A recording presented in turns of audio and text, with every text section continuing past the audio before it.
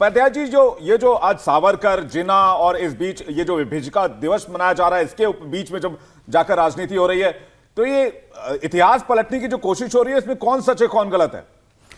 देखिए, ये बहुत गंभीर विषय है।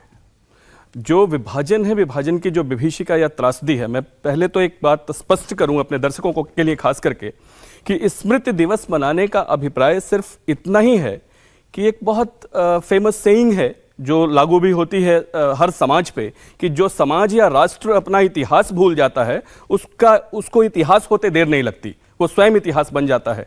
इसलिए अपने उन्नति को और अपने पराभव को, दोनों को ठीक तरीके से याद रखना और उससे सीख लेना बहुत जरूरी है। स्मृति का अभिप्राय सिर्फ यहाँ इतना है कि विभाजन एक ऐसा उप उत्पाद था और इतना भयानक उप उत्पाद था, बाई प्रोडक्ट था पूरी आज़ादी की लड़ाई का, जब लाखों लाख क्रांतिवीर अपने प्राणों की आहुति दे रहे थे आज़ादी पाने के लिए, अपने स्व की पुनर्स्थापना के लिए।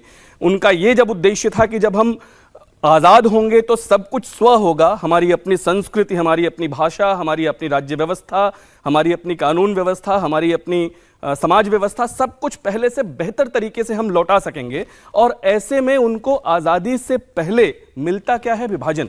और ये कोई ऐसी छोटी मोटी त्रासदी नहीं है। बिल्कुल उपाध्याय जी, आप त्रासदी के बारे में बात कर रहे हैं, लेकिन मैं आपसे ये जानना चाहता हूं कि ये बीज पड़ा कहां से? जिन्ना के पास ये सोच आई कैसे? क्योंकि जिन्ना पहले मुसलमानों के पैरोकार नहीं थे। जैसा कि आप जानते हैं, उनके लाइफस्टाइल को आप देखेंगे या फिर उनके जीवनी को आप देखेंगे तो वो बहुत सिगार पीने वाले, सूट बूट में रहने वाले, मुसलमान इस्लाम को नहीं मानने वाले या कमतर मानने वाले, इस तरह की छवि उनकी रही जी। लेकिन जिन्ना को यहां पर किस लिए मजबूर होना पड़ा पाकिस्तान बनाने के लिए? मैं आपसे ये जानना चाहता हूं। एक छोटा जवाब फिर मैं राकेश सिन्हा जी। जिन्ना का निश्चित रूप से ट्रांसफॉर्मेशन हो रहा है, कहीं ना कहीं रूपांतरण हो रहा है जिन्ना के व्यक्तित्व का। वो जिन्ना जो तिलक के, जो फिरोज शाह मेहता के, जो गोखले के अंडर ट्रेन हुए थे, जो 1916 में जाके लखनऊ पैक्ट करते हैं। और एक घटना मैं और अपने दर्शकों को बताऊं कि जब उनसे एक बार एक गेराल्ड स्ट्रीट की एक घटना है, एक पत्रकार उनको बताता है इकबाल के सपने के बारे में। एक अल्लामा इकबाल एक अलग मुस्लिम राष्ट्र की बात कर रहे थे, 1930 के शुरुआती दिनों की बात है ये। उस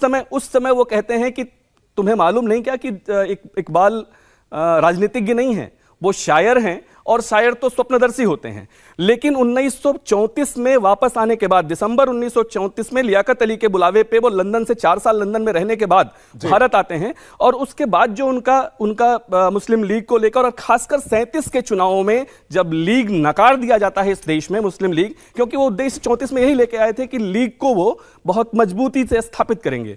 उसके बाद लगातार ये मांग शुरू होती है, जो 1940 में जाकर, केवल 37 से 47 का इतिहास अगर आप जिन्ना का देखें तो वो पूरा अचानक ट्रांसफॉर्मेशन का इतिहास है। उसके पीछे बहुत सारी घटनाएं हैं, उन घटनाओं में हम घुसेंगे तो मुझे लगता है कि एक अलग पूरी घंटे भर की डिबेट हो सकती है उस पे। लेकिन जो परिस्थितियां बदल रही हैं और उसकी पृष्ठभूमि 1857 के बाद से ही बननी शुरू हो रही है, मैं निश्चित रूप से उस पर आपसे बातचीत करूंगा, उस पर चर्चा करूंगा। इंडिया टीवी हर वक्त हर जगह डाउनलोड करने के लिए सर्च करें India TV news Google play store या ऐप स्टोर पर।